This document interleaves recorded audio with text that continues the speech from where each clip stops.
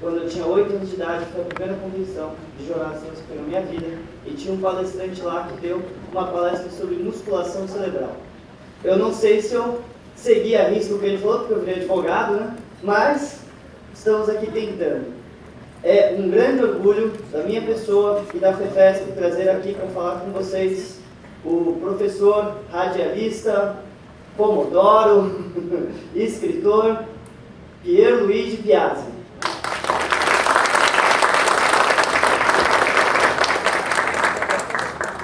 Eu tenho que falar em cima? Pode tentar pegar esse. Por incrível que pareça, tem. Caúso, uma boa notícia para você. A Aleph está pensando em voltar a publicar autores nacionais.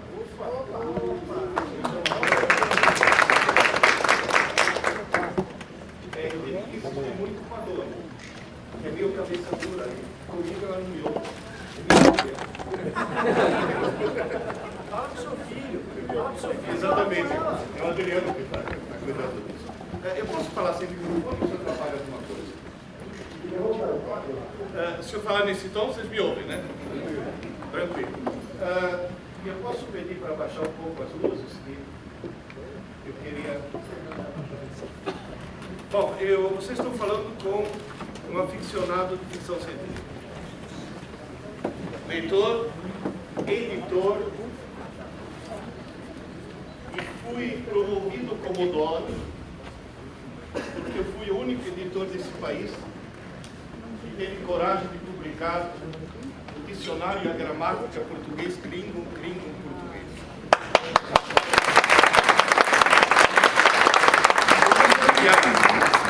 3 livros, mas esse não. É o único exemplar que sobra lá em casa. Você tem, né? É uma preciosidade. Aliás, eu estou tentando convencer meu filho a republicar. Eu sou físico. Dei aula de física na Escola Politécnica, dei aula de física no cursinho ano. Dei aula de Teoria Geral dos Sistemas e Cibernética na pós-graduação da PUC. No cursinho eu tive 100.400 alunos. Talvez tenha 1 ou 2 aqui presentes. Sempre tem. Eu sou um homem que não tem direito à privacidade. Não, onde quer que eu vá tem um ex-aluno. Estou no restaurante, passo o ex-aluno, ô professor, o senhor comendo? É que eles têm a sensação que a gente não existe fora da sala de aula. O chato é quando o ex-aluno é caixa do motel. E a pergunta é a mesma. Agora, na realidade, eu sempre tive o hobby da computação. Mas como hobby. Acabei publicando 16 livros de informática, de computação. Eu adoro computação e detesto informática, já vão ver por quê. Mas ficção científica sempre foi a minha grande paixão. Em 1961,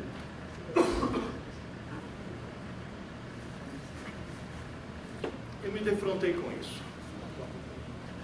Vocês sabem o que é isso? É um computador. Um computador analógico. Em 1961, eu fiz um programa para dimensionar a mola e o amortecedor de uma suspensão de um carro com um computador desse. E o engenheiro americano que estava me ensinando como usar esse computador, ele chegou e falou: esta parte dura, onde está circuitos, dura. Chamamos de hardware.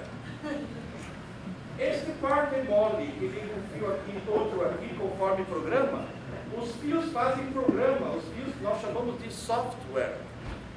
Acho que vocês nunca se perguntaram por que o software tinha a ver com alguma coisa mole. É dessa época. Em 1967, melhorei. Cartões perfurados.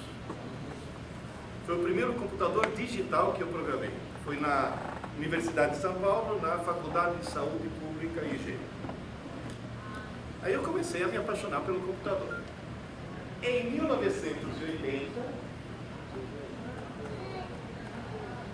aqui no Brasil foi copiado como TK. TK-82, você tem um desse? Eu lembro do curso de informática. 82 KB. Pois é. Não, tinha 2 KB. 2. Depois veio a expansão de memória para 16, que eles roubavam, porque eram 14. Que era 14 mais 2 dá 16. Foi uma época heróica. E a gente fazia, eu fazia videogame com 2 KB. Era a época em que o computador fazia a pessoa pensar. Hoje, o computador faz as pessoas não pensar. Esse é o problema. E o problema que me preocupa são eles. Nós já imbecilizamos uma geração de adultos com a TV. Se isso não acontecesse ontem, o Brasil não teria parado para ver o fim da carninha. É a prova cabal. 1983, 84. Achei na internet um vídeo no qual estou explicando como funcionaria esse chip. E como naquela época não era comum ter o disquete, só o Apple que tinha, a gente gravava os programas em fita cassete. Eu tenho 2 até hoje.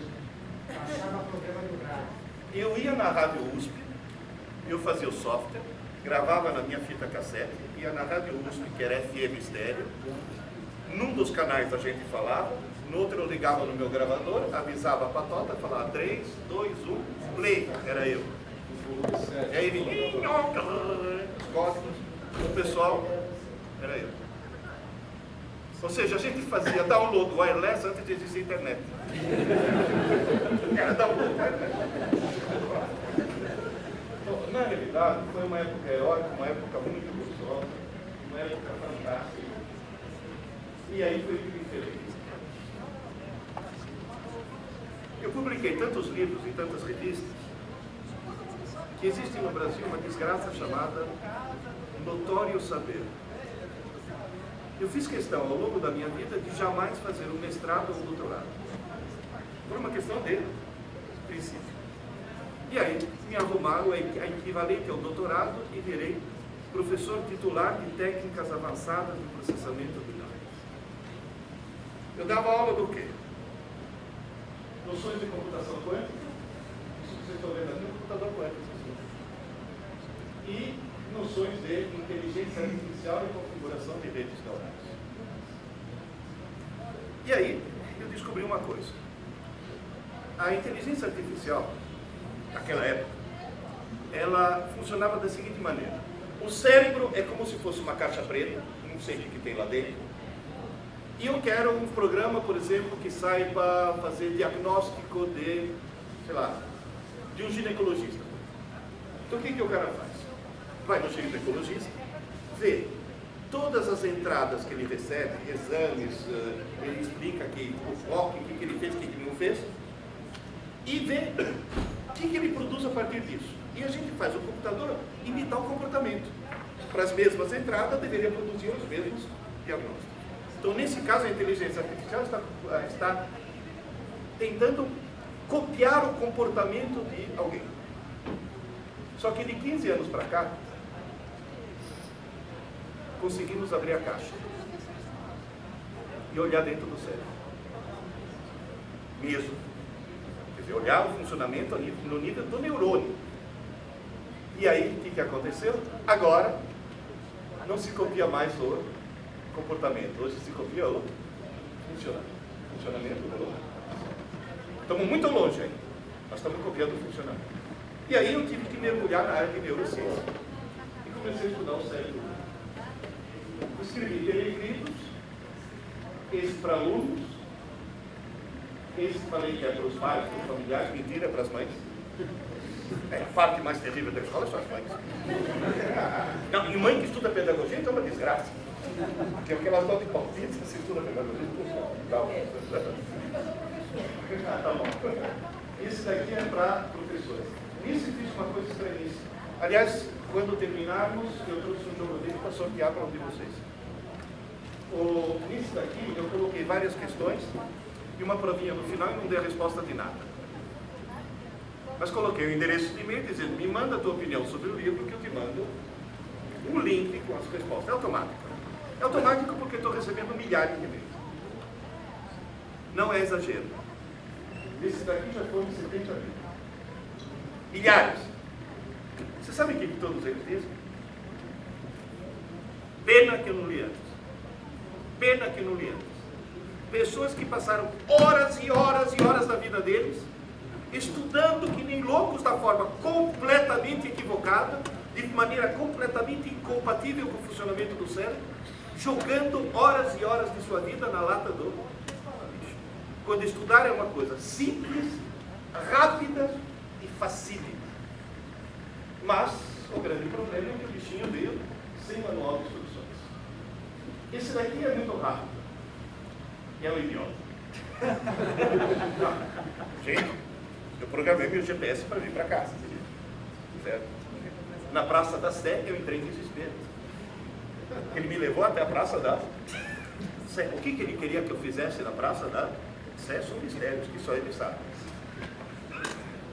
Esse daqui é muito lento, mas é um gênio. Nós temos um idiota rápido e um gênio lento.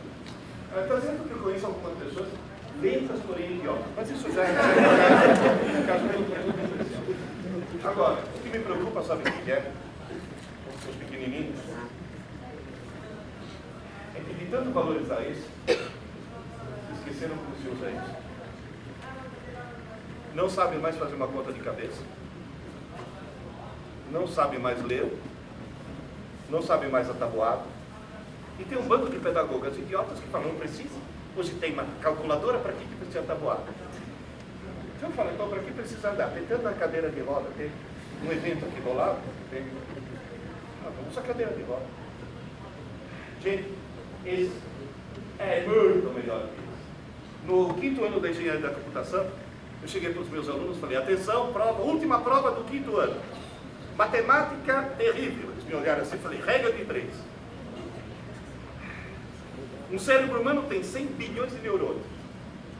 Cada neurônio se comunica através da sinapse com, em média, outros 1000 neurônios, portanto, nós temos 100 trilhões de sinapses. Cada sinapse equivale a tantos kilobytes, nem lembro o número exato agora. Calcula aí. Quantos computadores de última geração deveria ligar em rede para reproduzir o hardware de um cérebro? Deu aproximadamente 15 mil. 15 mil. Dentro do crânio, cada um de nós tem aproximadamente 15 mil computadores de última geração. Sabe o que quer dizer isso? Todo ser humano, no fundo, é um gênio. Alguns bem no fundo, mas todo ser humano, no fundo, é. Ou seja, é capaz de qualquer coisa. Agora, como é que se programa isso daí? Esse, eu comecei com o Fortran. Depois era o Basic, lembra do Basic? Depois Assembly, linguagem de máquina, C++, Java. E esse daqui, como é que eu programo? Qual é a linguagem? É a linguagem que a gente fala. O ser humano não fala porque pensa. O ser humano pensa porque fala. A maneira com a qual você fala é a maneira com a qual você pensa. Eu falo mal e parcamente, mas eu falo 5 idiomas. Inclusive o português não é minha língua materna. Aprendi português com 12 anos. Falo 5 idiomas. Eu penso de 5 maneiras diferentes. Eu me sinto pensando de maneira diferente, dependendo do idioma que eu estou falando. Então, na realidade, isso tem uma consequência que vocês vão me ajudar a descobrir agora. Se você pensa do jeito que você fala, quem fala errado? E falar errado não é falar nós vai, ou a gente somos. Até presidente da República fala assim. Falar errado é considerar que tem problema, né? Eu tenho um problema. Não, você tem 2. Na realidade, o falar errado é considerar sinônimo de coisas que não são. Eu vou dar um exemplo recentíssimo aqui de São Paulo. As pessoas confundiram lixo com poluição. Acharam que lixo e poluição fossem sinônimos. E tiraram os tais saquinhos plásticos do supermercado. Por quê? Porque não é biodegradável. Na hora que me falaram não é biodegradável, demora 400 anos, eu falei, aleluia! Ainda bem que demora 400 anos para biodegradável. Por quê? Biodegradável pode ser aeróbica e produz CO2. Ou anaeróbica produz metano. Os 2 gases de efeito estufa. Se não é biodegradável, isso é ótimo para o meio ambiente. Que raio de não vamos parar de sufocar o planeta? Quem foi o imbecil que pensou nisso? Alguém que trocou lixo com poluição. Isso aqui é o plástico, é ruim para o lixo. É ótimo para o meio ambiente. Vocês percebem? Achar que é sinônimo coisas que Não são. Tem mais coisas a respeito disso, mas senão a gente entra em política. Queridas e queridos, eu estava no Paraná, a jornalista me perguntou, professor Vieira, por que o sistema educacional brasileiro está macadaço? Eu respondi, porque o Brasil tem milhões de alunos e pouquíssimos estudantes. E, obviamente, qual é o falso sinônimo aí? É achar que aluno e estudante seja a mesma coisa. Aluno é alguém que assiste às aulas. Estudante é alguém que estuda. Assistir às aulas é coletivo e passivo. É o que vocês estão fazendo agora. É como se eu estivesse dando uma aula para vocês. Vocês estão sentados, ouvindo, vendo, alguns até de braços cruzados, o que mostra que você não está agindo, está recebendo, mas é passivo. Agora, Wilson, por favor, estudar. O computador cérebro humano só funciona de um jeito. Se você estudar solitariamente, ou seja, sozinho, portanto, não existe grupo de estudos. Grupo de estudos é uma contradição em termos, é como falar triângulo quadrilátero. Sozinho, individual. Eu tive uma menininha que me perguntou, professor, como assim individual? Eu falei, é como fazer xixi. Você não pode falar, então apertada, vai por mim. Não, você que tem que... É individual e ativo. Ninguém estuda. Isso é uma coisa que, olha, o que já vi de gente sofrer por não saber disso. Ninguém estuda se não tiver uma caneta ou um lápis na mão e não estiver escrevendo. E ponto final. Não existe outra forma de estudar. Há estudos neurológicos que mostram que na hora que você escreve à mão, você acende tanta região do cérebro, o cérebro fica holográfico, de maneira que você tem uma chance de lembrar daquilo enorme. Agora, cuidado, se você escrever à mão, vai para o teu HD. Se você digitar, vai para o HD do computador. E na hora de fazer um vestibular, um concurso, qualquer coisa, o computador que você leva é esse. Cuidado, porque agora o tablet substitui tudo, né? Até o cérebro. Bom, nos casos que não tem, já é alguma vantagem. E outra coisa. Cuidado, ler, por incrível que pareça, é estudo neurológico e... Neurológico não, mercadológico. Um ex-aluno meu, ele é engenheiro eletrônico, formado no ITA. Ô Pedro, se a gente tivesse lido o seu livro 3, aquele mesmo, a minha firma tinha economizado milhões de dólares. A firma dele, não vou falar o nome por questões éticas, vou falar só as iniciais. HP. Eles lançaram o tal e-book. Colocaram uma tela luminosa, porque além de ler o livro, o cara vai ler no escuro. Se ferraram! Ler numa tela que emite luz não dá nem 30% da retenção do que ler em papel que reflete luz. Neurologicamente são processos diferentes. E todo mundo já passou por isso. Você digitou um texto no computador, passou o corretor ortográfico, acertou as vírgulas, agora está perfeito. Você imprime. Qual é a surpresa? Você olha e fala, meu Deus do céu, como é que passou? Jogar os e-book no lixo. Hoje, o e-book não tem mais tela. Tem um display de electronic paper, papel eletrônico. Tanto é que você não lê no escuro. Você precisa ter, ou tem alguns que tem ajuda. Moral da história, queridas e queridos, o cérebro humano não dispensa o lápis, o papel e o livro. Caderno e livro são coisas insubstituíveis. Eu posso usar um tablet se for algo a mais, mas não algo no lugar. Agora,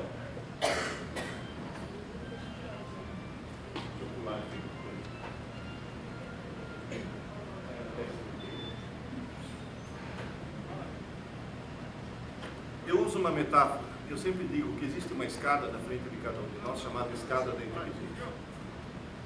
Em qualquer idade, qualquer um de nós pode aumentar ou pode diminuir a inteligência.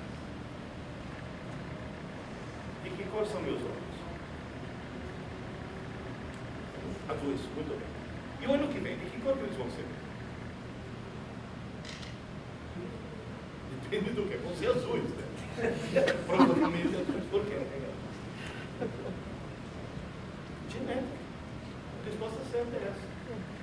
A cor dos meus olhos está impressa nos meus genes. Enfim, não dá para discutir. E inteligência não. Existe uma componente genética absolutamente irrelevante. Inteligência se aprende ou se desaprende. Todo dia você pode subir um degrau ou pode descer um degrau. Isso é fundamental.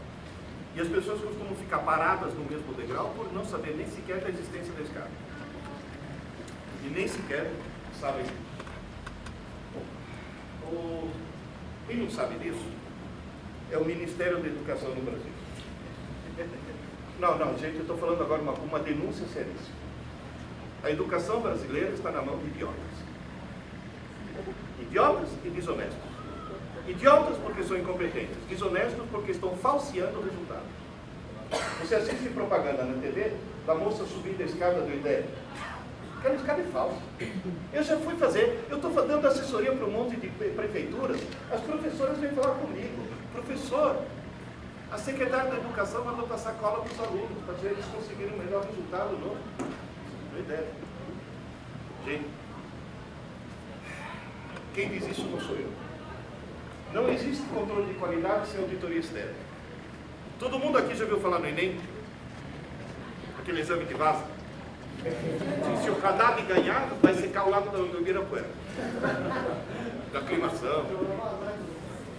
Na realidade, existe um Enem mundial chamado PISA, PISA. A Organização para a Cooperação e Desenvolvimento Econômico promove de 3 em 3 anos um exame que mede em jovens de 15 anos o que o sistema educacional fez com eles.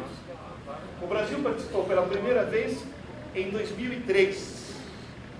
41 países.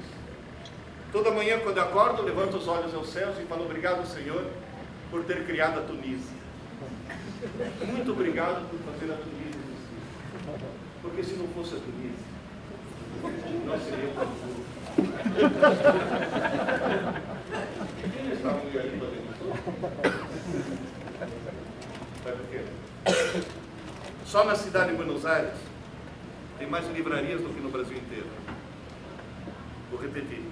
Só na cidade de Buenos Aires tem mais livrarias do que no Brasil. E quem está em primeiro lugar? Eu fui para a Finlândia. Vamos tomar vodka. Eles têm... É que a Finlândia tem uma... Quando o Ministério da Educação descobriu que a Finlândia era o melhor sistema do mundo, pegou as pedagogos e mandou fazer um estágio na Espanha. Juro! Foram para Barcelona. Eu fui para a Finlândia. Nunca vá para a Finlândia no inverno. Não é o frio, é a falta de luz. Eles têm um problema chamado depressão sazonal. O índice de suicídio aumenta porque o sol nasce às 11 da manhã e se põe às 2 da tarde. Eles têm 3 horas de luz, nem de sol, que está nublado, 3 horas de luz por dia. Isso é muito deprimente. Tanto é que ele tomou uma vodka, alguém falou de vodka. Eu fiz amizade com um professor finlandês e falei: meu, mas por que você bebe tanto? Ele falou: não, jamais bebo de dia. O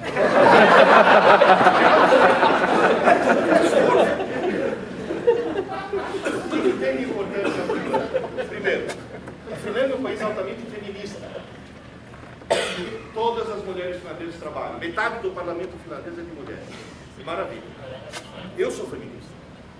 Até agora só tivemos um presidente homem, não deu certo. Tomara que daqui para frente só tenha presidente mulher. E a Dilma é a transição.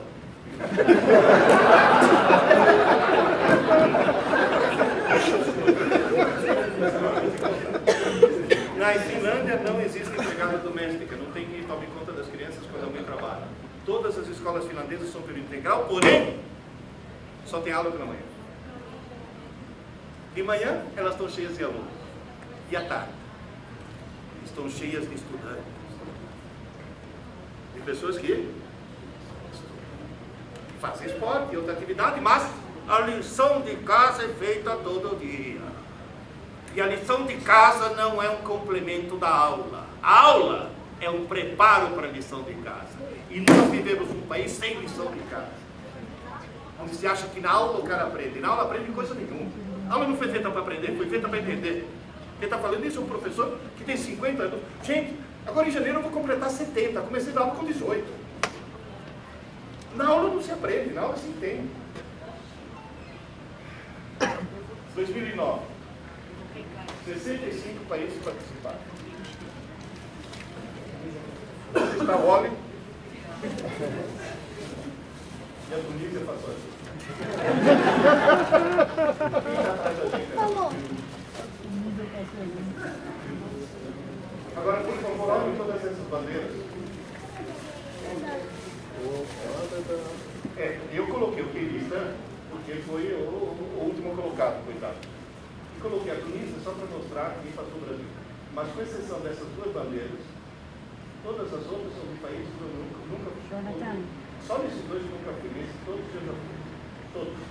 Inclusive aqui na China, Hong Kong. Quem está em primeiro lugar como país é a Finlândia. Eu já visitei escolas em todos esses países e assisti aula em todos esses países.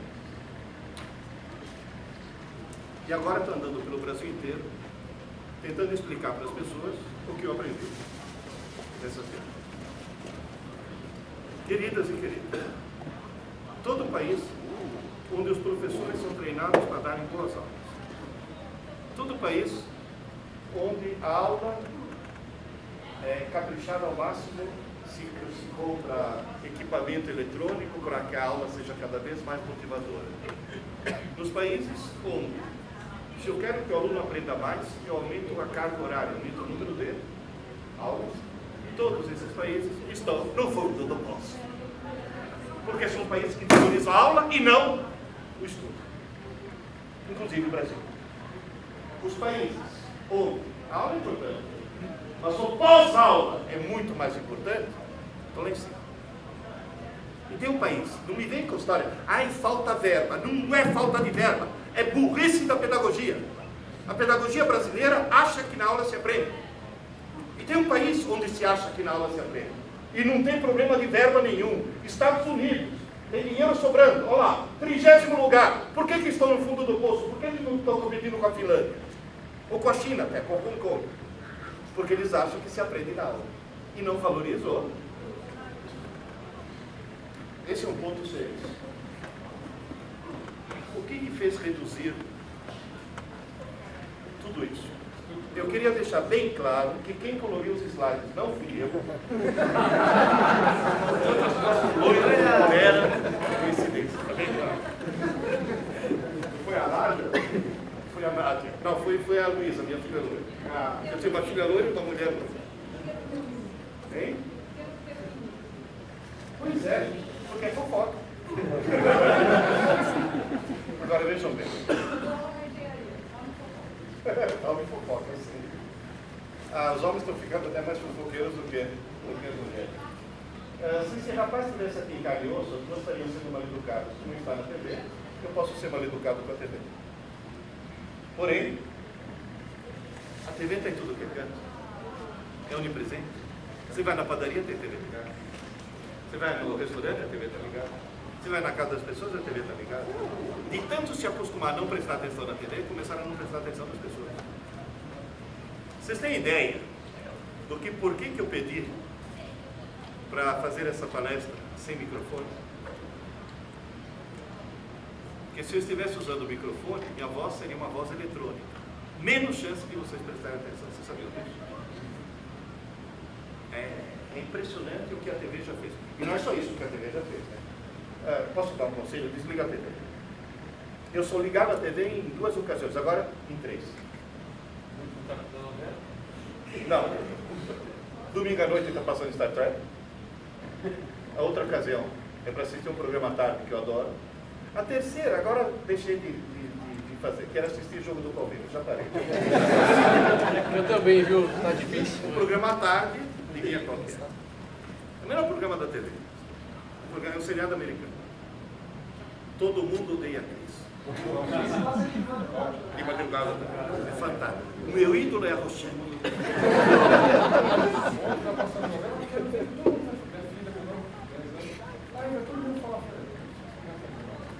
Todo mundo aqui.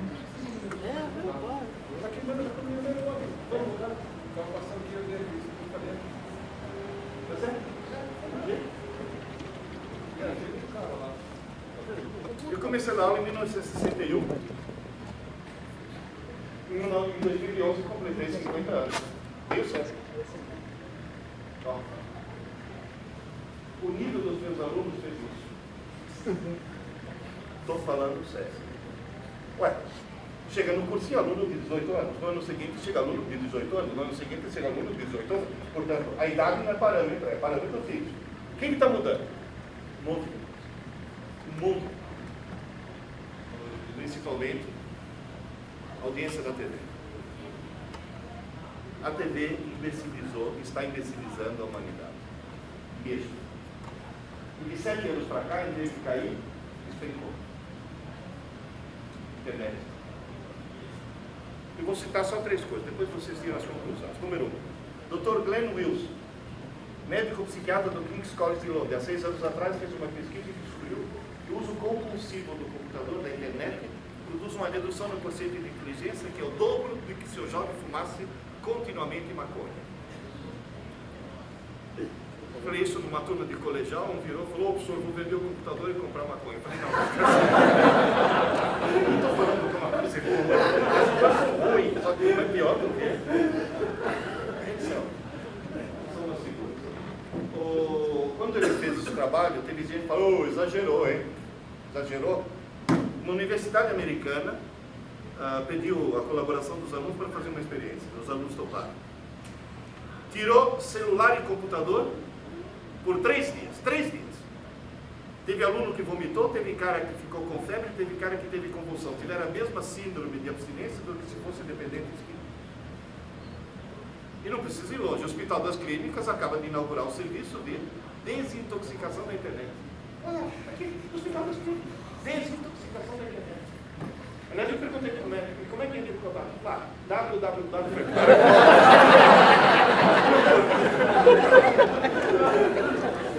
Mas sabe o que é? É moda. Moda e propaganda enganosa, né? Porque vocês já ouviram: compra um computador para o teu filho que ele vai tirar 10 na escola. Foi banda larga que ele está feito na vida, porque ele vai acessar site que vai acessar. Vai entrar no Facebook até 3 horas da manhã. Gente, tem menina que chega na escola e desmaia. Já vi isso. Passou no claro. Tem menino que, para poder jogar videogame sem interrupção, coloca um balde embaixo da mesa do computador. Um balde que vinha para mim.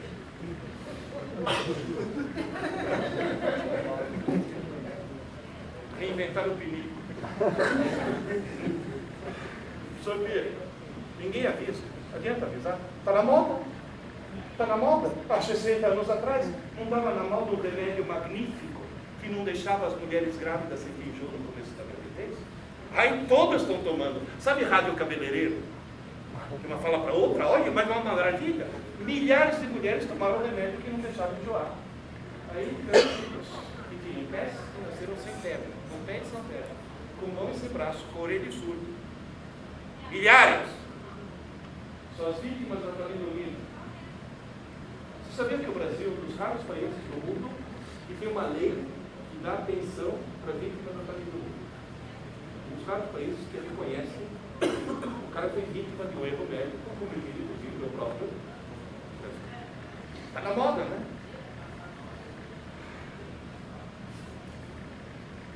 Sigmund Freud escreveu um livro chamado Über Coca. Cocaína, melhor remédio do mundo. Não, estou falando sério. Chegaram a fazer drops de cocaína. Vinho com cocaína. Tinha um papa que tomava vinho com cocaína. Isso é um papa doido. A Coca-Cola colocava cocaína. Aqui está a declaração de como é feito o xarope da Coca-Cola, com cocaína. O maior importador de folhas de coca do mundo ainda é a Coca-Cola, que importa da Bolívia. São obrigados a tirar cocaína. Quanto? 99,9%. Sobra 0,1%. Vocês já notaram que a Coca-Cola é o único refrigerante que realmente vicia? Que ela fica viciado aí. Aliás, o consumo de refrigerante é uma coisa horrível. Eu estava vendo propaganda na TV, pelo amor de Deus. Vocês sabiam que o ser humano, quando nasce, tem 3 meses só de nascença? Tem medo da escuridão, tem medo de altura e tem medo de cobra. O medo de cobra é inato, é genético. O medo de cobra eu já perdi. Em compensação, já adquiri 2. Eu morro de medo de caminhão das Casas Bahia, uma coisa assim. E uma coisa que me causa assim é o dolinho. Quando eu vejo o dolinho, é mais apavorante. É apavorante.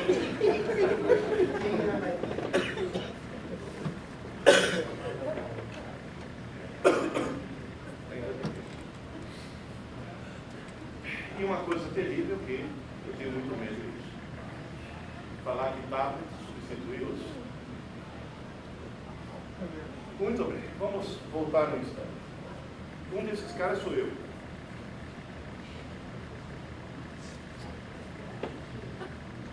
Vai ser complicado.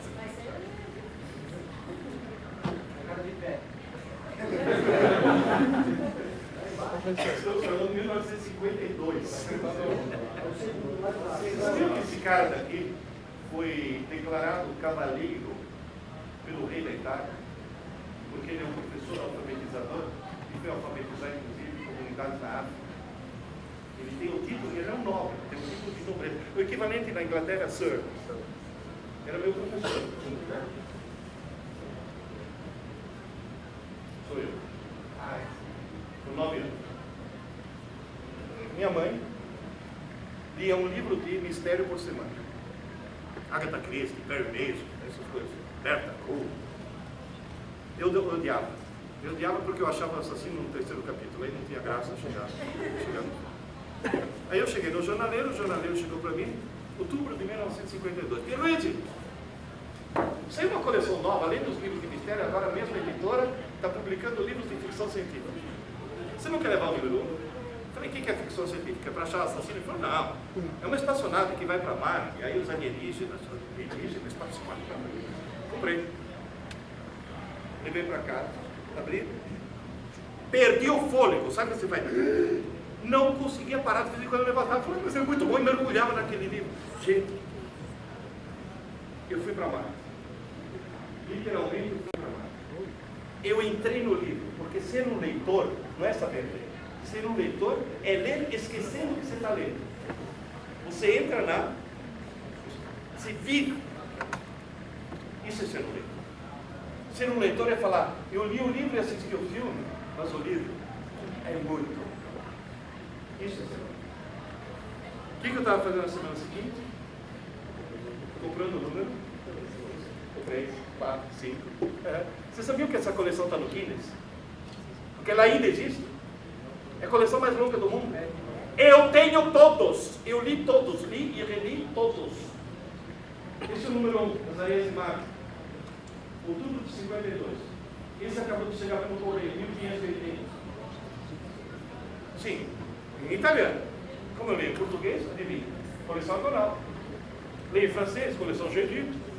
Pocketbook em inglês, em espanhol. Eu devo ter 3 mil livros lá em casa, lidos e relidos. Ninguém lê e relê se não for por puro prazer. Agora eu pergunto para vocês, sinceramente, o sistema educacional brasileiro consegue criar um prazer pela leitura? Você tinha 12 aninhos, chegou alguém para você, ai, você devia descobrir o prazer pela leitura. Toma, Iracema. Iracema nada, tem Dom Casmurro. Dom Casmurro. Senhora.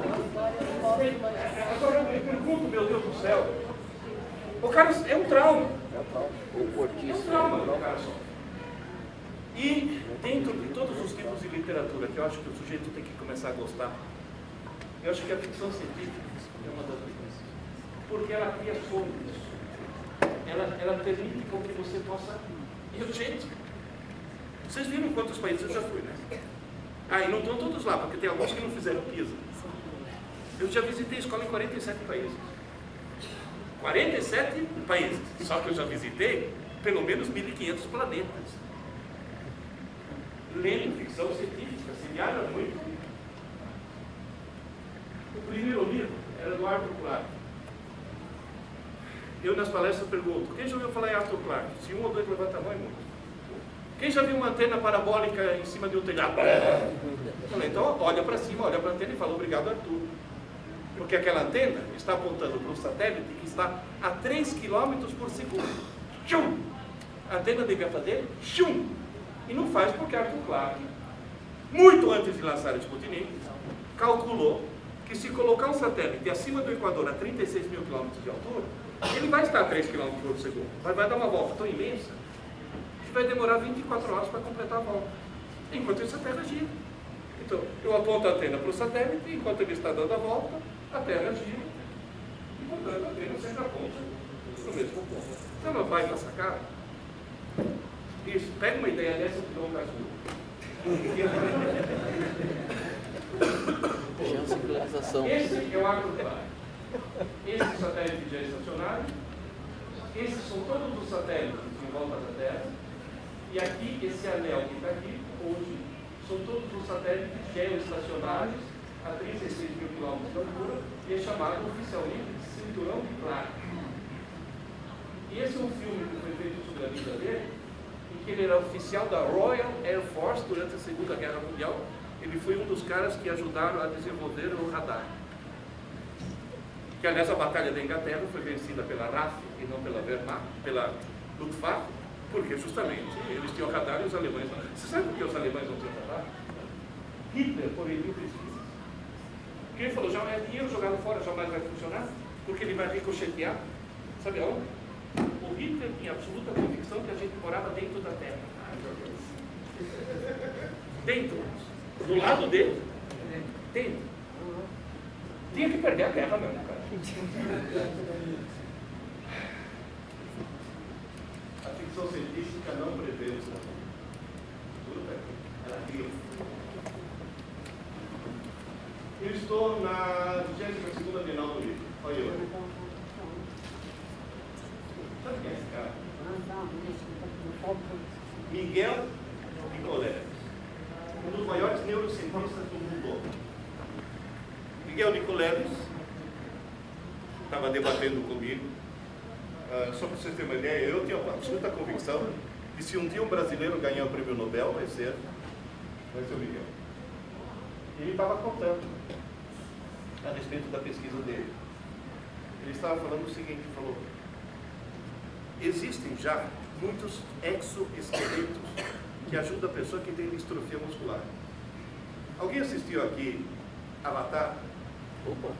Você lembra daquela briga final, quando aquele general lá, coronel, sei lá, veste aquele exoesqueleto, que é como se fosse um robô, que aí você faz um movimento fraco, mas ele tem um multiplicador de força, ele vira monstro. Ele falou, isso já existe. Só que o problema é o seguinte, se o cara é tetraplégico mesmo, ele não é um cara mais fraco que vai multiplicar a força, ele tem força zero. Como é que ele vai acionar esse? Já fez a experiência com o macaco e deu certo. Você implanta um chip com microeletrodos que lê as microvoltagens das várias regiões psicomotoras do córtex. Esses dados são processados por um computador e eles fizeram a seguinte experiência: colocaram um macaco nos Estados Unidos e o computador transmitia os dados para um robô no Japão. Tudo que o macaco fazia, o robô lá fazia dele. E paradoxalmente, 20 milissegundos antes. Ou seja, a transmissão via satélite era mais rápida do que a própria transmissão neural dentro do próprio organismo do macaco. Ele falou, meu sonho, sabe qual que é? Em 2016, quando o último atleta for carregar a tocha olímpica no Rio de Janeiro, eu gostaria que fosse um menino tetraplégico, com equipamento, conseguindo andar. Tanto é que o programa dele chama Walk Again. Aí eu falei, ô Miguel, de onde veio a ideia? Muito tempo atrás, eu li um livro de ficção científica de um tal de Henry, veja assim, Walter, onde um gênio com distrofia queria justamente esses equipamentos, que seriam justamente como do Avatar, por exemplo, coisas. Vocês entendem o que a ficção científica faz? Inspira as pessoas. O cara fala, eu quero igual.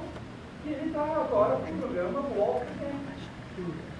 Seria mais ou menos um equipamento assim. E o fundamental seria o chip. Óbvio, não vai funcionar com pessoas tetraplégicas de nascença. porque elas não desenvolveram as regiões do motor. Mas alguém que ficou tempo na praia por um acidente. Vocês notaram que isso daqui está lá no meu casaco. Aliás, eu sempre dei aula com isso. E uma aluna virou para mim e falou: ai, professor, o que é esse broche? Eu falei: brochinha não, impotente. Isso daqui é insígnia da frota estelar.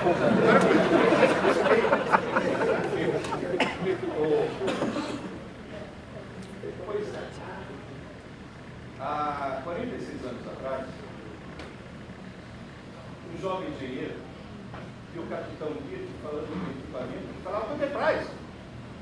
Ele gostou, falou: eu quero. Pegou, tem 5, multiplicou por 2, criou um logotipo, e em homenagem ao Sanfran, criou.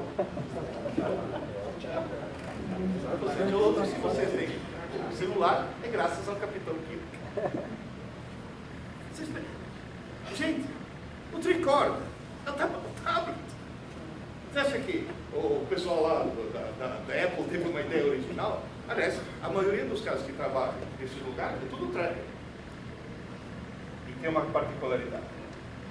Todos eles, lá no Silicon Valley, têm filhos que estudam na única escola da Califórnia que não tem computador.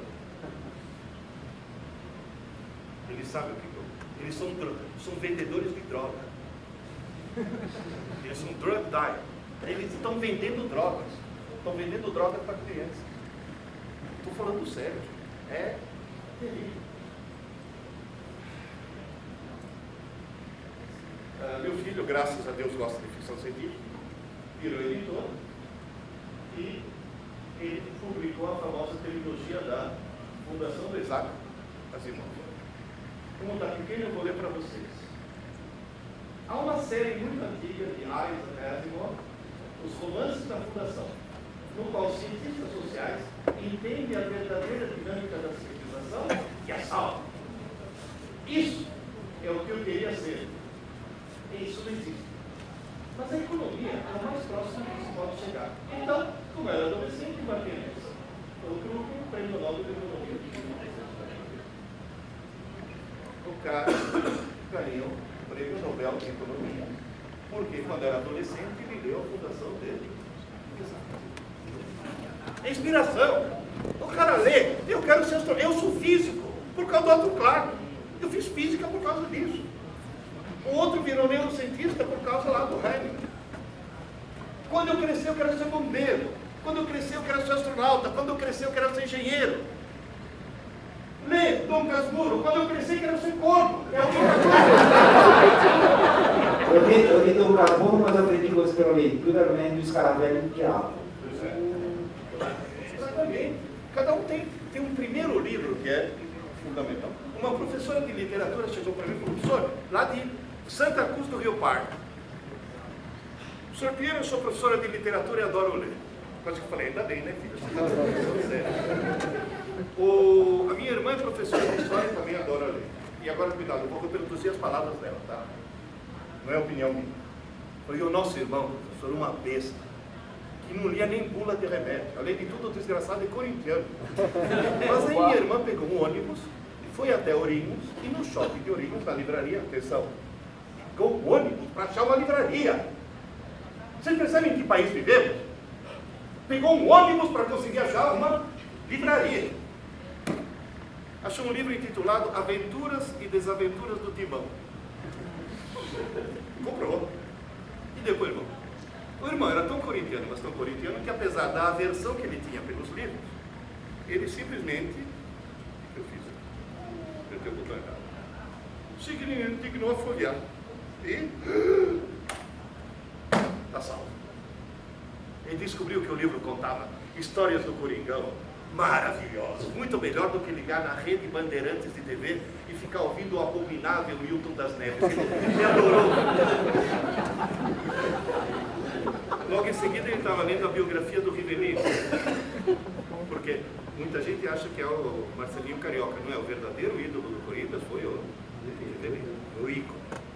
Depois, história das Copas do Mundo. Só que em Piracicaba tem um ditado que diz: se havia porteira, passa um pouco, passa boiado. Você abriu, deixa ela ver. Ele abriu com as areias de mar. Ele abriu com as aventuras do Timão. Aí a irmã dele me contou, falou, professor, meu irmão começou a ler de tudo. Adivinha o que aconteceu 2 anos depois que minha irmã achou que era abençoado Aventuras e Desaventuras do Timão Freire? Seu irmão virou leitor, falou, não só isso. Virou um leitor e um autor. Ele acaba de publicar um livro de poesia de autoria dele. Você percebe o milagre que o primeiro livro faz? Bom, nesse caso, um milagre. Um corintiano escrevendo poesia.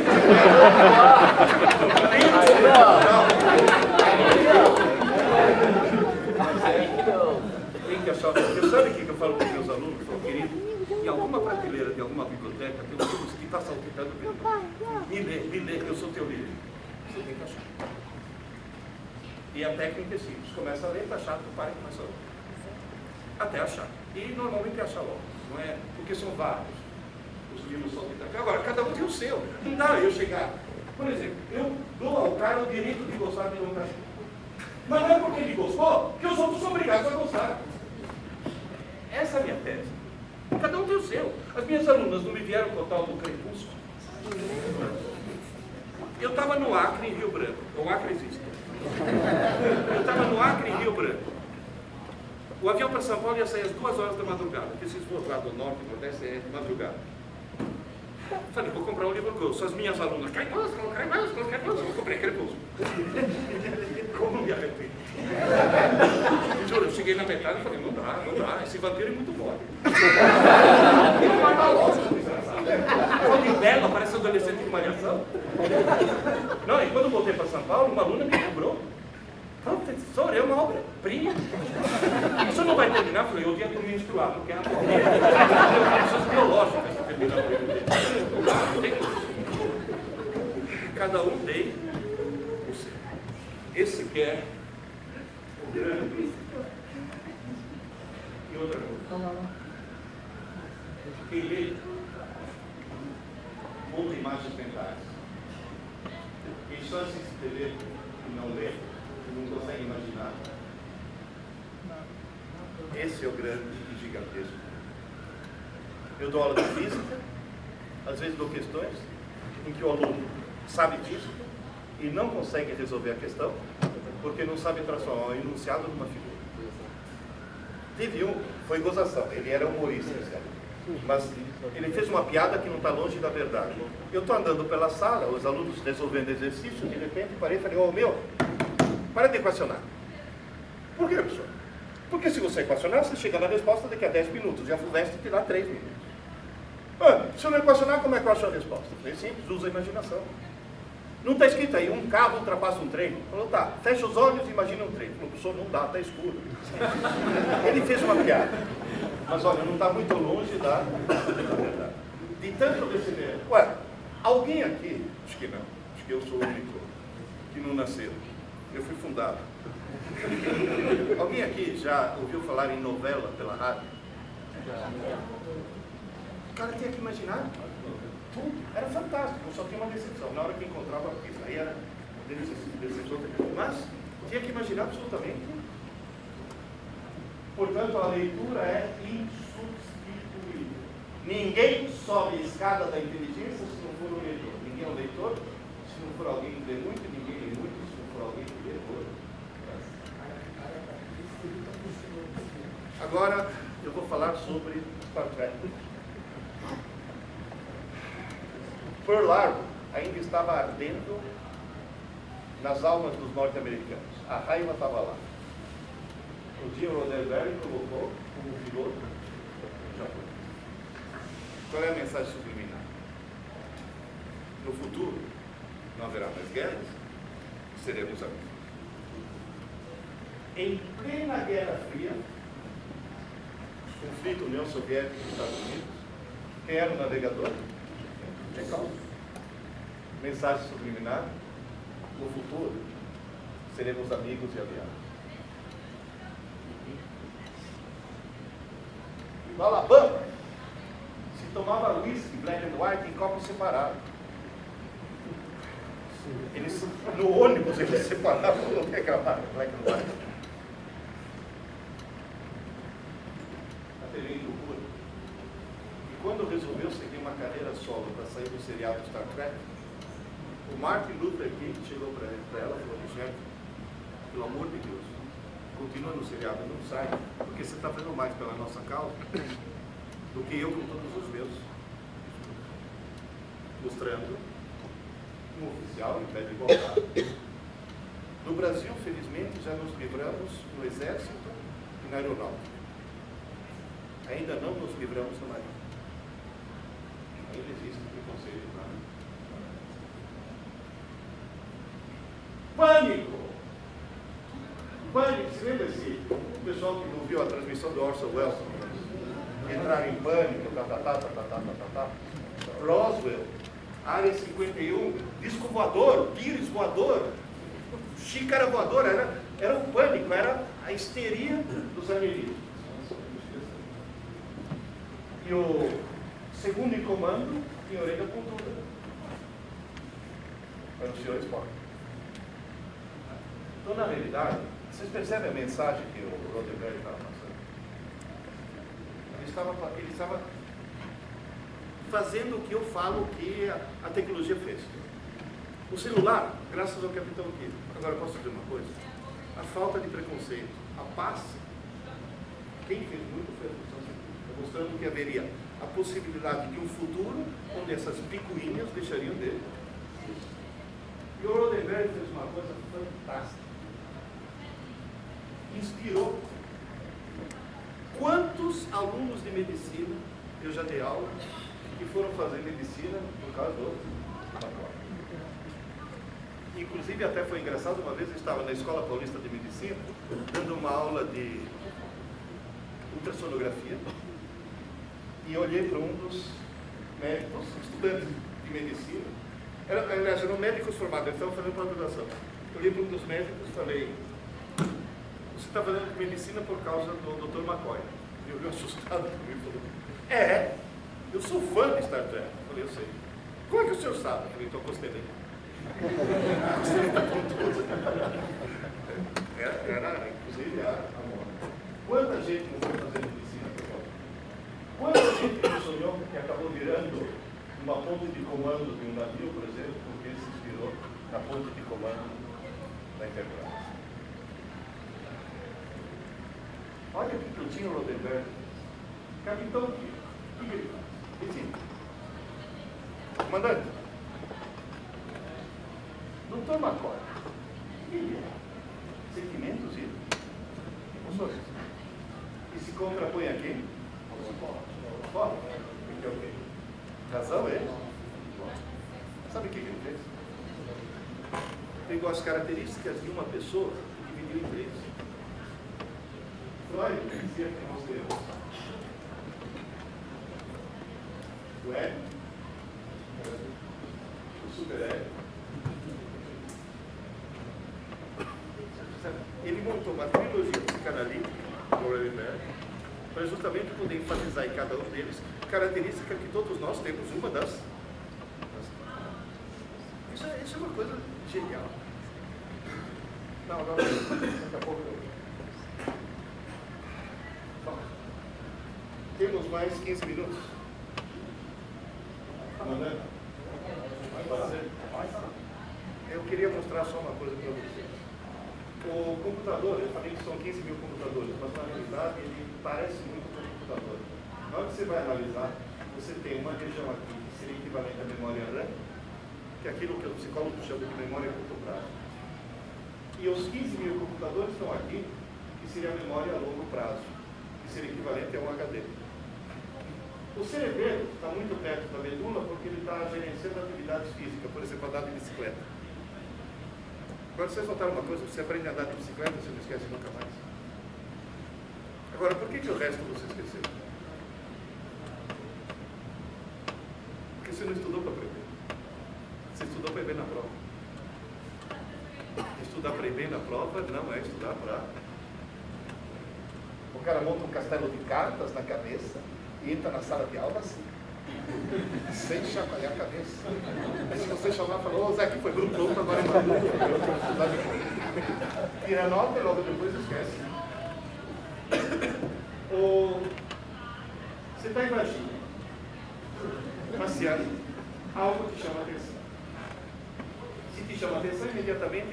sistema límbico? O sistema límbico é a porta de entrada do cérebro. Qualquer coisa que você coloque aqui, antes tem que passar pelo sistema límbico. Só que tem uma coisa, entra fácil, mas na hora que para de chamar atenção, pouco tempo depois, só. O que você põe no sistema límbico, que seria a tua memória RAM, sobrevive horas, até horas, mas jamais dias. Não sobrevive a uma noite dele. Agora você fala, mas eu quero gravar alguma coisa. Imagina, por exemplo, que, tenta lembrar lá, quando você estava na escola, um professor de ciências um dia chegou para você e falou: para de falar que aranha é inseto. Inseto tem 6 patas, aranha tem 8, aranha é aracnídeo. Para de falar que aranha é inseto. Formiga é inseto, tem 6 patas, aranha tem 8. Porque são aquelas informações fundamentais na vida de uma pessoa. Você fala, como é que eu consegui viver até hoje sem saber? Sem saber. Essa informação é recebida durante uma aula. Não sei se você se lembra do começo do que eu falei. Durante a aula você é aluno. Não é estudante. Portanto, ela vai para o sistema límbico e está condenada a desaparecer. Porém, se no mesmo dia, isso é importantíssimo, no mesmo dia, a informação recebida como aluno, no mesmo dia, for trabalhada ativamente como estudante, ou seja, com caneta, papel, tá? Você desenhou uma formiga, 2, 3, 4, 5, 6, formiga, formiga, aranha, aracnídeo. Nesse momento você está sendo aluno ou estudante? Está trabalhando na prova. Se for no mesmo dia, nessa noite, a informação durante o sono REM vai ser transferida para o córtex, como se fosse o computador salvando. Anote que você só salva durante a noite. É transferida para o córtex, e amanhã de manhã, quando você acordar, o sistema límbico já sumiu, porque não sobrevive a uma noite dele. Mas isso daqui você não esquece nunca. Nunca. Portanto, consertar o sistema educacional brasileiro é a coisa mais fácil do mundo. Uma, faz o aluno bem. E, se possível, não. E a outra, enfia na cabeça do aluno e dos professores que toda aula assistida hoje deve ser estudada antes que se passe uma noite dele. Eu estou viajando o Brasil inteiro, estou recebendo dezenas e dezenas de e-mails da escola dizendo: professor, o senhor salvou a gente. Com o quê? Uma besteira. É só enfiar na cabeça que é estudar pouco e todo dia, e não muito, e na véspera da. Não é simples. Portanto, as 3 coisas devem ser dentro das 24 horas. Assistir a aula com atenção para entender. Na aula ninguém aprende. Depois estudar solitariamente para aprender e dormir uma boa noite de sono para. Por exemplo, uma tragédia de adolescente, sabe qual que é? O adolescente que assiste a aula de manhã, chega em casa, almoça, dorme que nem um porco a tarde inteira. Aí foi tudo para espaço. Ele tem que estar acordado à tarde, tem que. Existe o momento da aula e muito tempo depois o momento da prova. Aluno inteligente estuda agora. No dia da. No mesmo dia. Quem assiste a aula de manhã, estuda à tarde. Quem assiste a aula à tarde, tem que estudar à noite. E quem assiste a aula à noite, tem que dormir meia hora mais tarde. Sinto muito. Tem que ser antes que se passe uma noite dele. O ciclo é esse. Aluno inteligente estuda no dia da aula. E abestado estuda em cima da. É o cara que põe o castelo de cartas na cabeça. É o cara que chega na sala e fala: professora, dá a prova logo, pelo amor de Deus, antes que eu. Professor Guilherme, as suas andanças por esse país, qual é a porcentagem de abestados que o senhor descobriu? Viva Tunísia! E é tão simples fazer a coisa certa. É tão elementar, tão pouco. Não fácil. Será que é de propósito? Será que estou tentando evitar que tenha eleitores inteligentes? Eu não sei. Lá pelas tantas, começa a ter um raciocínio meio paranoico. É uma coisa tão simples. E as escolas que fazem isso, professor, mudou, W por vinho, professor. É tão simples. É só fazer o aluno estudar pouco e todo. Um amigo meu, ô Pedro, estou me preparando para um concurso, estou estudando 14 horas por dia, e não adianta, eu chego no fim do assunto e esqueci o começo. Falei, em primeiro lugar, ninguém estuda 14 horas por dia. 3 no máximo. Além das aulas, né? Estudar, não só assistir aula. Além das aulas, no máximo, mais 3 horas. No máximo. E outra coisa, eu fui na casa dele, falei, querido, você não está estudando 14 horas por dia, você está lendo 14 horas por dia. Ler não é estudar, não grava nada. Ler é para se divertir. Ler é uma forma de lazer. Estudar é escrever. Como é que eu faço? Pega texto, o que for importante, escreva. Como é que eu sei o que é importante? Faz de conta que você está preparando uma cola.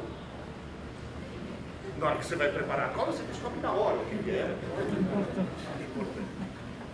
Quando ele falou, não, mas às vezes eu escrevo no computador. Eu falei assim, liguei o computador dele e joguei no lixo. Entreguei um lápis. Depois ele pegou o computador de volta, desgraçado.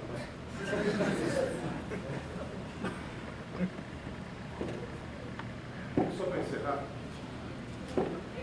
eu, como já disse, recebi milhares de e-mails. Um deles foi de uma menina que entrou em depressão. Entrou numa livraria, achou aquele meu livro azul de estudante, leu, ficou mais deprimida ainda.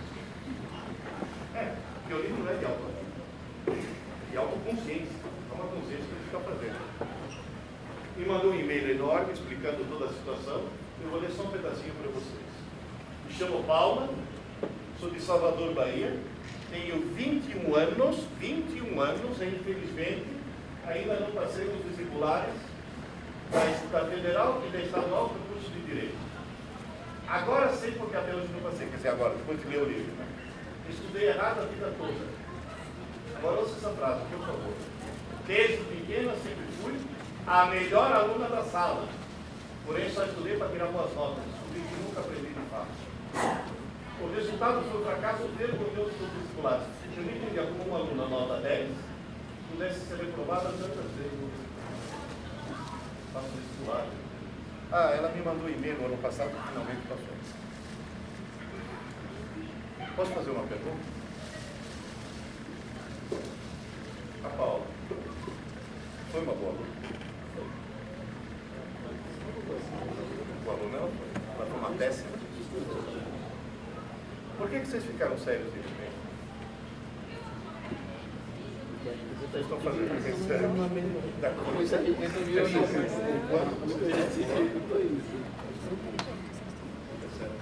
Vulnerabilidade, a escada está aí. Um degrau por dia, tranquilamente. Se alguém quiser tirar alguma dúvida, porque agora acho que vão ter um encerramento para 5 horas e 5 horas. Se alguém quiser tirar alguma dúvida, me manda um e-mail, o livro chama Aprendendo Inteligência, aprendendo.gmail.com. Aliás, como é do Gmail, é muito engraçado. Porque o Gmail, não sei se alguém usa aqui, ele emenda, né? Quando é o mesmo remetente, ele emenda os e-mails que já mandaram. Aí me chega o primeiro. Pena que eu não li antes. Depois de alguns meses chega o segundo. Professor, olha o que eu descobri, como se fosse o único a descobrir. Eu comecei a fazer aula dada ou estudada hoje. Que é estudar todo dia. Nunca mais precisei estudar para a prova. Claro que nunca mais precisei estudar para a prova. Numa escola onde todo mundo estuda todo dia, você pode marcar 4 provas no mesmo dia, não tem problema. O cara estuda para a prova. Pode ter prova surpresa. Alguém aqui lembra de uma frase assim? Arranque uma folha do caderno, guarde o material embaixo da carteira e o coração do lembra disso? Hoje, experimenta fazer prova surpresa. No dia seguinte tem mãe de tijolo na mão. Coitado do meu filhinho, foi pego de surpresa, agora ele ficou traumatizado. Então ele vai ter que fazer terapia, senão fica com TDA, hiperatividade, dislexia, descalculia e gripe suíça. E traz o laudo de tudo, porque mãe na escola parece anão em campo de nudismo.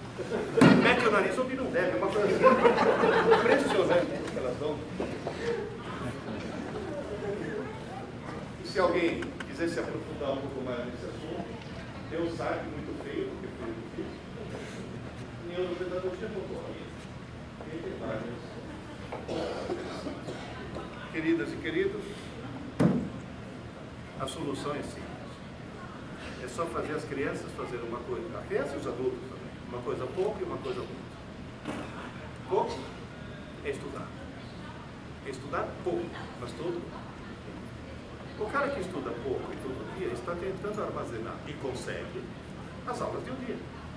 O cara que estuda na véspera da prova está tentando armazenar e não vai conseguir as aulas de um bimestre. Percebe? Eu ganhei um bonsai. Perguntei para o japonês, como é que vocês conseguem fazer uma árvore ficar... Falei, claro, a gente mutila as raízes. É uma árvore quase sem raiz, por isso que ela não cresce. Mas tem um preço a pagar. Todo dia você vai ter que colocar um copinho de água, sabe aquele copinho de café? Um copinho de água todo dia. Porque ela é muito ineficiente. E todo dia, lá vou eu ou minha mulher. Agora imagina alguém que pensa assim, um copinho por dia, enche o saco, eu vou fazer uma coisa. Um copinho por dia são 30 copinhos por mês. Eu já coloco os 30 copinhos, depois fico livre pro resto do outro. Não é assim que o cara estuda para a prova. Essa é a especialidade dele. Esse é o grande, gigantesco problema. Estudar pouco e todo dia, qual é a outra coisa? Ler muito. E, se possível, ficção científica. E tem ótimas coisas de ficção científica. Maravilha. Só citaria uma só. Eu vi um anúncio contra preconceito de gênero, machismo, feminismo. Esses caras não leram a mão esquerda da escuridão. Alguém leu aqui a mão esquerda da escuridão? É o embaixador terrestre visita uma... A humanidade já se espalhou pela galáxia. Ele visita um planeta que está desligado, sem comunicação com a Terra, há milênios. Quando ele chega nesse planeta para tentar fazê-los interagir, tá? Ele descobre que eles evoluíram biologicamente tanto que a nova espécie que está lá, humana, é assim. Pessoas lindas de morrer, todo mundo muito bonito e sem sexo. Não são nem homens e nem mulheres. Você vai dizer, como é que se reproduz? Sim. Toda vez que se forma um casal, na época da reprodução, na hora que entra no cio, um assume os caracteres secundários masculinos e outro feminino. A pergunta é qual? Depende, é ao acaso. Um vira macho, outro vira fêmea, mas não sempre o mesmo. Então as crianças têm pais que, para uma criança, esse é a mãe, para outra criança, esse mesmo é o pai. Se torna completamente irrelevante todo esse conceito que nós temos de sexo, de macho, de fêmea. É fantástico. E obviamente tem que ter um drama, né? O embaixador se apaixona por um deles. Agora vai ser uma. Essa é uma coisa bastante séria. Queridas e queridos, tudo que eu tinha para dizer é esse. Encerramos, vocês têm que fazer um encerramento. Eu queria, antes de fazer esse encerramento, solicitar ao senhor aqui algumas perguntas, uma vez que nos ofereceu aqui gentilmente 3 livros. Então, eu gostaria de pedir ao professor que fizesse as honras, se eu permitir fazer algumas perguntas aí, quem responder, uma pergunta que se achar cabível, a gente vai dando os livros, e aí estimula a inteligência linear. Pergunta tem que ser difícil, né? Ah, sim, por exemplo, quando foi fundada a Enterprise? Certo. Aí sai isso. Ninguém vai saber porque ela não foi fundada. Pergunta idiota, né? Vamos lá. Quem é que cantava eu vou pra casa, eu vou. Errou. 6 anos. O Dunga era mudo.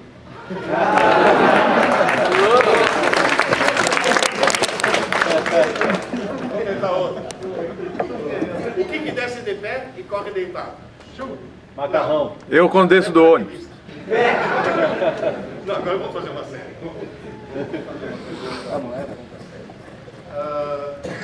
Que tipo de roupa usam as mulheres diferentes? Nenhuma. Nenhuma. Quem é que falou isso Eu. em primeiro lugar? Fui eu. Nenhuma. Foi você. Você acaba de ganhar. Obrigado. Elas ficam nuas. Ou um livro. Então você... Pega aquele de professor, cara. Dá o de estudar. Vai dar pro seu filho aí, a sua filha merece. Você não tem salvação, você já era, sua filha aqui. Antropologicamente. Próximo, professor. Depois eu autografo para você porque quando eu morrer, minha assinatura vai valer. Vai demorar. Pelo menos um cafezinho. Eu vou morrer aos 96 anos, baleado por um marido ciumento. Esse é o meu projeto. Esse é o projeto. Outra pergunta? Faz uma você, vai. Muito bem. Então eu vou expandir, se me permite. Hoje nós tivemos aqui alguns escritores também, e eu acho que o nosso evento se baseou até muito em literatura, em leitura, E no data, né?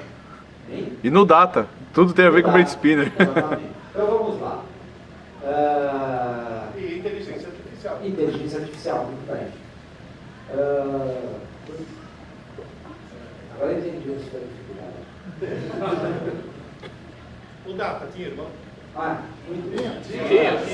Tinha dois. Muito bem. Na verdade, ele tinha 4 que foram 3 protótipos, incluindo um deles subir fora, e aí depois veio Eu ligo para ele.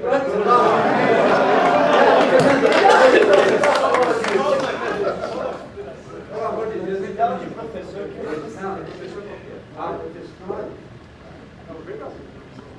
é o verde ou o verde? Eu vejo. Depois dessa, vai, né? Muito bem. Vamos fazer uma pergunta para as mulheres, vai. Só me encaminhar. Fala aí. Muito bem. Quem era? Essa é de lascar. Qual era a profissão, melhor? Qual era a profissão da única mulher que aparece como namorada do Picard em Nova Geração? Eu não lembro o nome dela, mas a profissão eu lembro. Eu também. Arqueóloga. Muito bem, ela era. Depois ela foi com tio. Ué, nós fazemos as lições com ela. Como dizia Agatha Tudo bem, ao invés de Christie. não vale mais que os próximos. Agatha Christie era casada com um arqueólogo. E ela falava, a grande vantagem de estar casada com um arqueólogo, que quanto mais a gente envelhece, mais ele acha a gente interessante. Os livros do professor foram entregues, mas eu tenho aqui, ó. Quem gosta de livros em inglês? Seu professor gostar de inglês?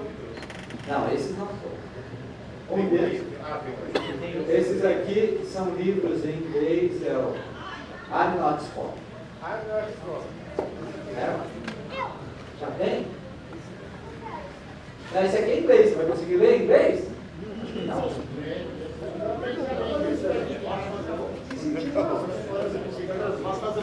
Só entrega lá pro garoto aqui, ó, I'm Not Spoiled. Vamos ver se ele vai conseguir ler. É usado, mas é bem-vindo. Eu vou deixar Esse aqui é um dos livros mais famosos da história da jornada. Professor, se quiser fazer alguma pergunta também, olha aqui, Fernando. Passa. De repente o professor pode ter algum deles. Então esse aqui é o pessoal que fala inglês? Qual A era, gente pergunta em inglês. qual era a profissão oficial e título do Isaac Asimov? Eu? Nossa, essa é... Isaac Asimov. Doutor, hein? Ele fez doutorado, hein? Hein? Chegou perto. Bioquímica. Qual que você quer? The Making of Star Trek. The Trouble with the People. Chama aqui de bichinho. O mundo do esporte.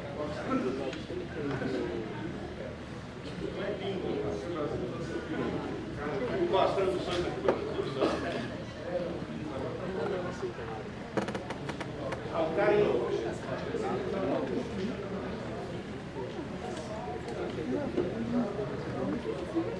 O cara entra na cadeia para falar com o amigo fala, no filme, como é que você conseguiu convencer o carcereiro de deixar entrar? Claro, eu dei 1,5 kg para ele.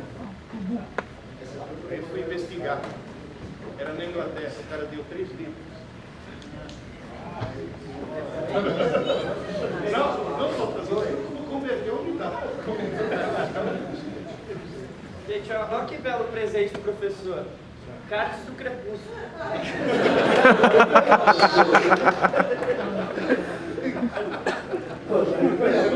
Não, pode dar pra eles. O pessoal do fã. Não, minha filha.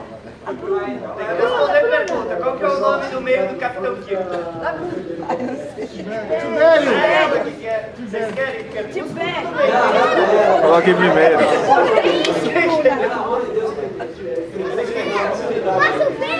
Posso ver? É da Belga? Agora eu quero fazer um pedido público. Alguém lembra aqui quando veio o Leonardo Nimoy para o Brasil? Alguém tirou uma foto de gente na qual eu estou junto. E eu não tenho nenhuma foto do evento. Se alguém souber onde está a foto onde eu apareço, eu gostaria muito de conseguir uma foto.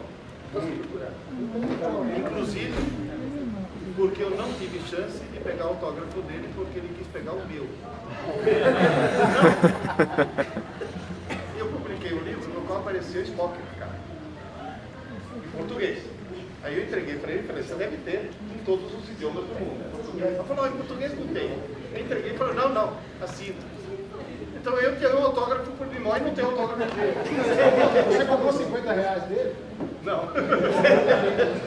Aí ele ficou bravo. Mas ele está cobrando 100 dólares. Agora eu tenho um autógrafo, sabe de quem?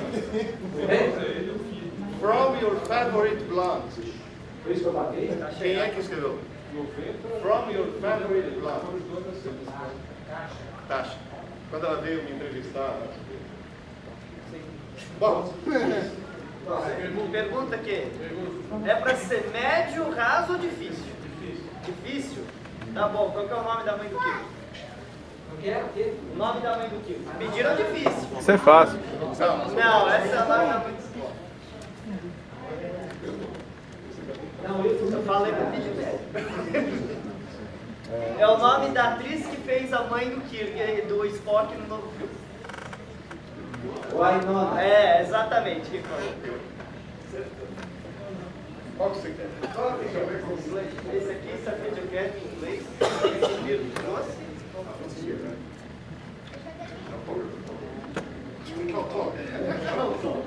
Esse daqui. Vai, outra. Tá bom, vai. Difícil? Rápido que ele vai ter tempo.